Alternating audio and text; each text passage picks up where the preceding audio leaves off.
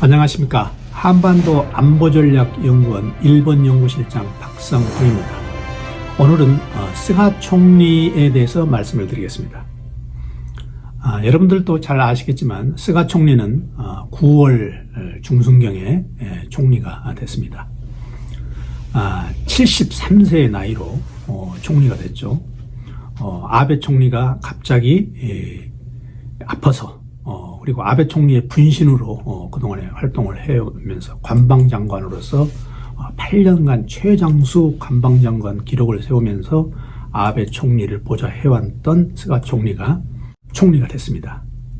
그것도 일본 정치의 특유의 밀실 정치 그리고 야합 정치라고 불릴 수도 있는 파벌 정치의 산물로서 스가 총리가 인기로서는 5월달만 해도 3위, 4위에 해당됐는데 갑자기 일본 파벌 영수들의 찬성으로 총리가 됐습니다.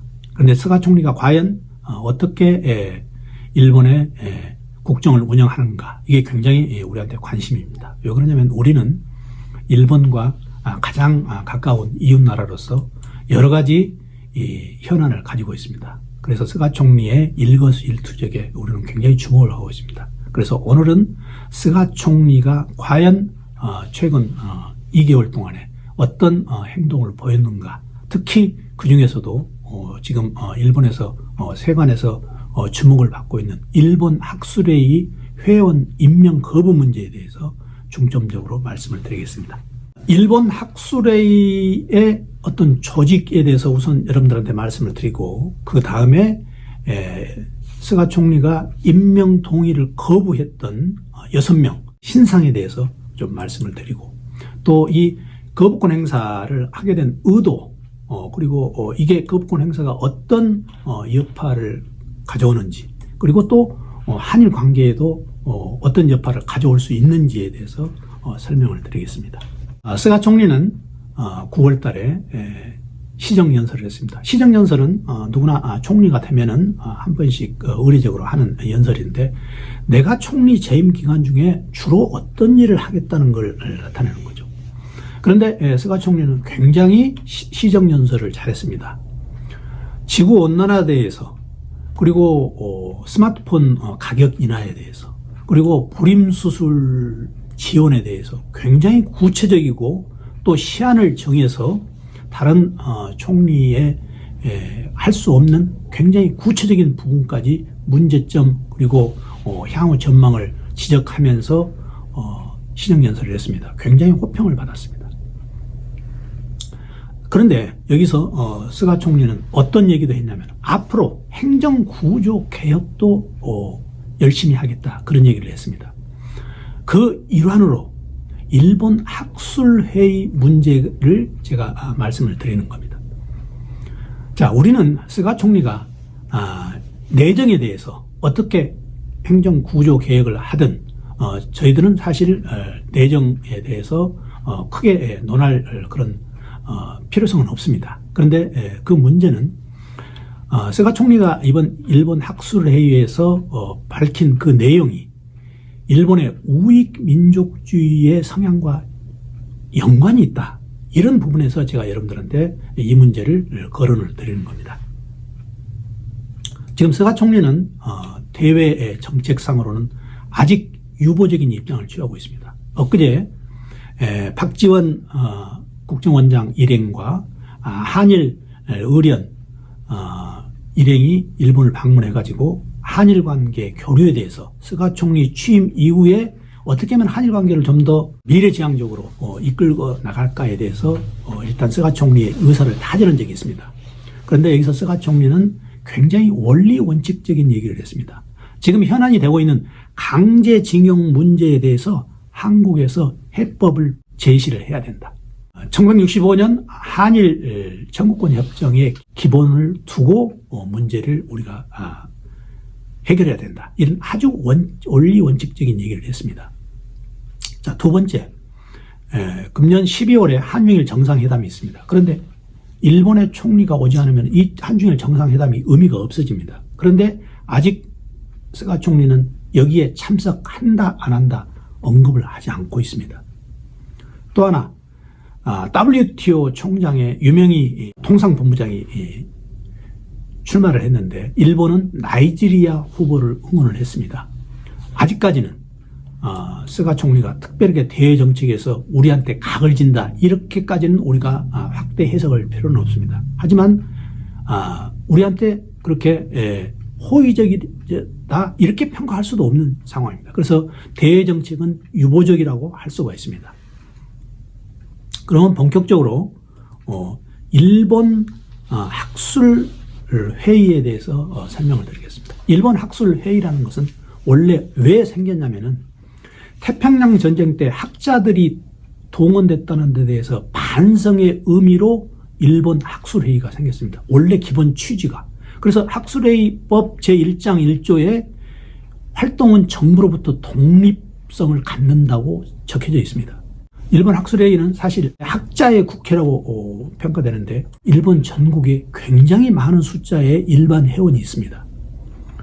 그런데 이 많은 숫자의 일본 회원들은 단순히 회원으로 있는 거고 실제적으로 학술회의를 이끌어가는 사람들은 210명이 있습니다. 이 210명이 임기 6년인데 3년마다 절반이 교체됩니다. 105명씩 교체되는 거죠. 그런데 이번 10월 1일 날 105명이 교체되는 시기입니다.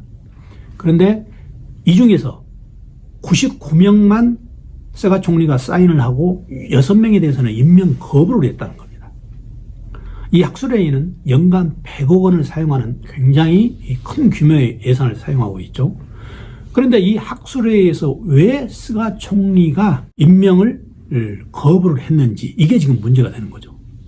원래 학술회의 추천을 받으면 내각 총리는 여기에 대해서 임명을 할 수가 있습니다. 임명 거부권도 물론 있습니다. 그래서 현재 99명만 임명이 되어 있고 6명이 총리의 반대로 임명이 되지 않고 있는데 과거에는 어떻게 했느냐. 과거에 일본의 많은 총리들은 전부 학술회의 추천대로 그대로 임명을 했습니다. 그러니까 원칙적으로는 임명에 대해서 거부권이 있지만 관례적으로는 학술회의의 학문의 자유 그리고 사상의 자유를 존경한다는 의미에서 지금까지는 직접적으로 총리가 임명 거부를 안 했던 거죠. 예를 들면은 1983년에 나카사노 총리가 일본 국회에서 한 얘기가 있습니다. 학술회의 심의위에서 추천됐기 때문에 구태여 총리는 여기에 거부권을 행사할 필요가 없다. 그 이후로 계속 관례적으로 이렇게 임명 거부는 안 했던 게 불문율로 되어 있습니다. 그런데 이번에 스가 총리가 이걸 거부를 했습니다. 6명에 대해서는 안 된다. 그 이유가 그러면 도대체 이유가 뭐냐? 처음에는 스가 총리의 거부 사유가 계속 이렇게 변합니다. 근데 맨 처음에는 어떻게 했냐면은 종합적이고 부감적인 차원에서 안 된다. 굉장히 어려운 얘기죠. 종합적이란 말까지는 이해가 가는데 부감적이란 말은 굉장히 생소한 단어죠. 부감적이란 말은 실제적으로 이런 겁니다. 높은 위치에 봤을 때, 전체적인 입장에서 봤을 때, 나무를 보지 않고 숲을 보는 그런 차원에서 봤을 때라는 뜻입니다. 이런 차원에 봤을 때 이거는 임명이 타당하지 않다. 이렇게 처음에는 얘기를 했습니다. 그러다가 계속 기자들과 야당 의원들이 공격을 하니까 국립대 출신이 너무 많다. 공대 출신이 45%다. 사립대 출신은 24%밖에 안 된다. 그리고 40대 이하가 3%밖에 안 된다. 성별에서 그리고 연령에서 너무 편중하다. 이렇게 처음에는 답변을 했습니다. 그러다가 또 나중에는 이 사람들은 준공무원에 해당된다. 국가로부터 월급을 받기 때문에 물론 6년이지만 그래서 임명 거부를 해야 된다. 이렇게 스가 총리의 거부 사유가 이렇게 갈수록 이렇게 바뀌는 형태를 보였습니다. 그런데 이 거부 사유를 보면 논리가 맞지 않는다는 얘기입니다. 무슨 얘기냐? 이 거부된 6명이 있습니다. 거부된 6명 중에서 3명이 사립대 출신입니다. 또 1명은 여성입니다. 1명은 6명의 여성의 50대입니다. 그러니까 여성의 50대를 거부할 명분이 없죠. 아까 말한 대로 성별, 그 다음에 나이, 이런 걸 감안하면은 이 여성은 거부해서는 안 되는 거죠. 또 하나 있습니다.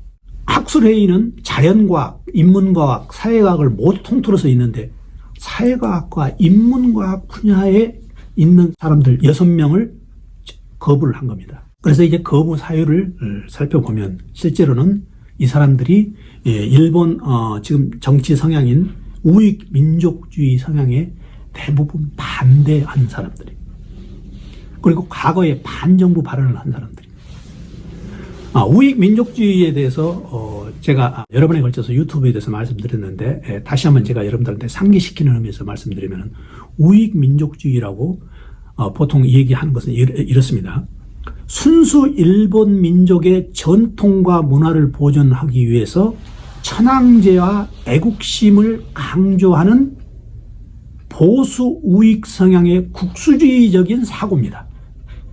우리가 보통 일본의 정치 성향을 우익이라고 얘기를 하는데, 우익이라고 얘기하는 것은 이런 얘기하고 똑같습니다. 어떤 아버지가 아버지 친구 집에 가가지고 너네 아버지 어디 가셨냐 할 때 그 자녀들이 우리 아버지 동쪽으로 가셨습니다 얘기하는 거하고 똑같습니다. 우리 아버지가 밭을 매러 갔다, 약국에 갔다, 구체적인 얘기를 해줘야 되는 겁니다.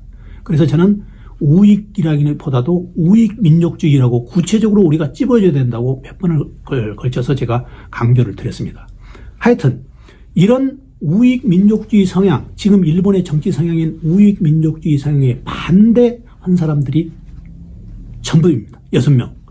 저 구체적인 걸 보면 우노 시게키 동경대 교수는 보수주의라는 게 무엇인가 이런 책자를 썼는데, 우노 시게키를 비롯해서 오자와 류이치, 오카다 마사노리, 마스미야 다카기, 아시나 사다미치, 가토 요코, 이런 사람들은 전부 2015년 안전보장관련법이라고 있습니다. 아베 총리가 미국과 일본의 동맹 관계를 철저히 하기 위해서 안전보장법제를 만들 때 반대했던 사람들이, 아니면은 미군의 후텐마 기지에 오키나와에 있는 해놓고 이전을 반대했던 사람들, 이런 사람들을 집중적으로 6명을 자른 겁니다.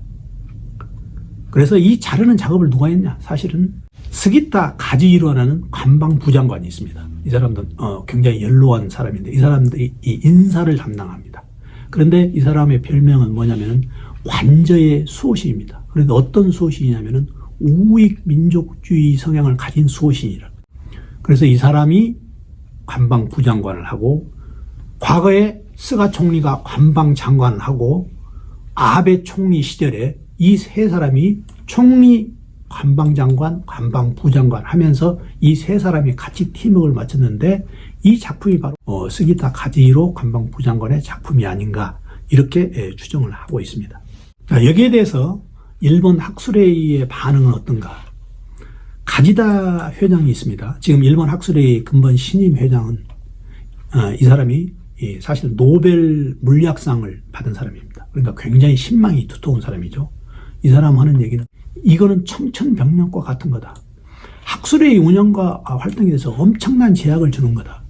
이뿐만 아닙니다. 일본 국회에서 거의 10며칠에 걸쳐서 계속 총리한테 질문을 한 거죠. 274개 학술단체가 여기에 대해서 학문의 자유를 침해하고 언론 자유와 사상의 자유를 침해한다고 해서 반대를 했습니다. 영화인협회도 반대를 하고, 일본에서. 자, 그러면은 이번 임명 거부에 대한 결과가 어떻게 나올까? 우선 처음에는 일본 사회를 길들이기입니다. 가이드라인을 제시하는 거죠. 앞으로 내가 행정구조개혁 정책의 가이드라인이 이거다. 그래서 일본 사회의 우익 민족주의 성향을 기반을 조성한다는 얘기입니다. 학술단체, 언론기관 전부 다 앞으로 이 사항을 굉장히 주시하라는 그런 가이드라인 제시가 우선 가장 먼저 될 수 있고요. 두 번째는 이 결과가 우리한테 중요한 건 대외 관계에도 영향을 미칠 수 있다는 거죠. 일본의 우익 민족주의 성향의 최대 피해 국가는 한국입니다. 지금까지 사례를 보면, 그죠?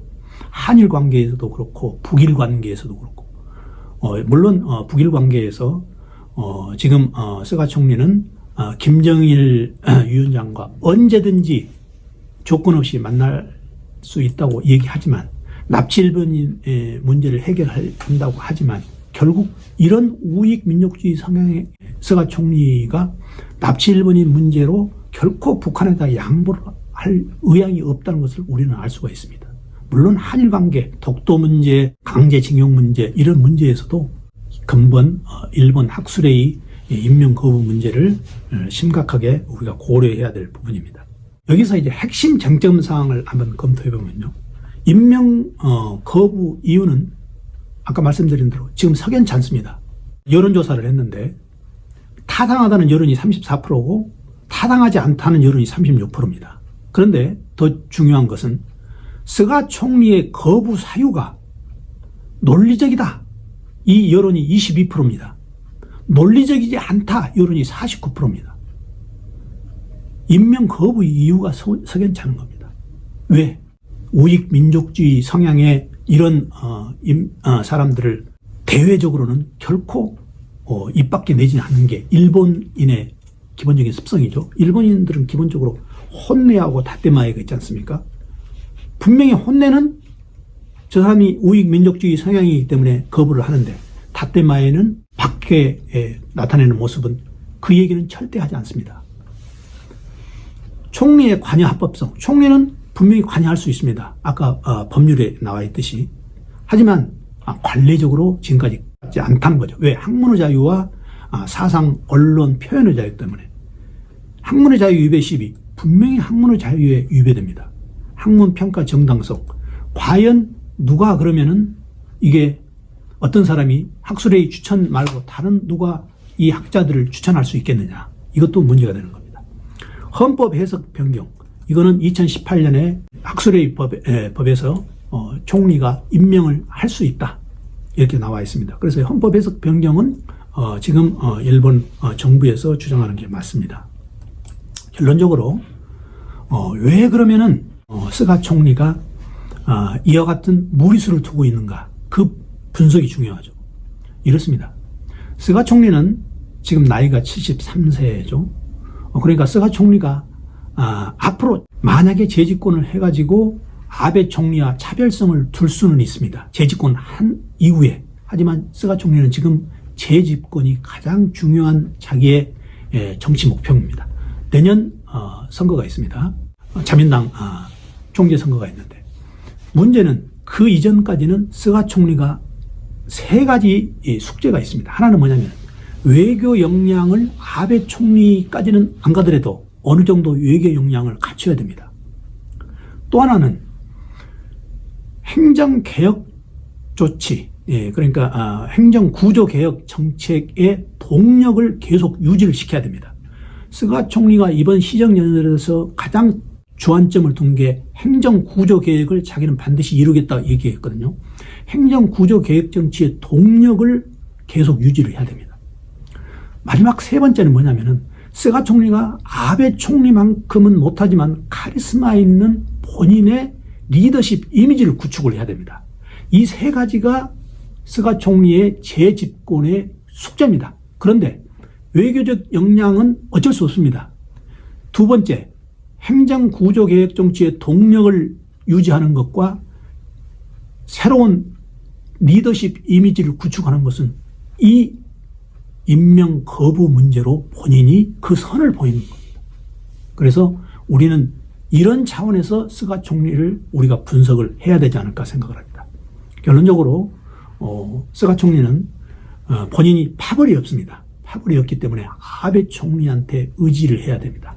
아베 총리한테 의지를 해야만 일본 전 파벌 영수들로부터 지지를 받아서 다음에 재집권을 할 수 있다는 겁니다. 그래서 이런 일본의 정치 판도를 우리가 알고 우리가 대처를 해야 된다는 겁니다. 자, 지금까지 시청해 주신 많은 분들께 스가 총리에 대해서 조금이라도 이해가 됐으면 고맙겠습니다. 감사합니다.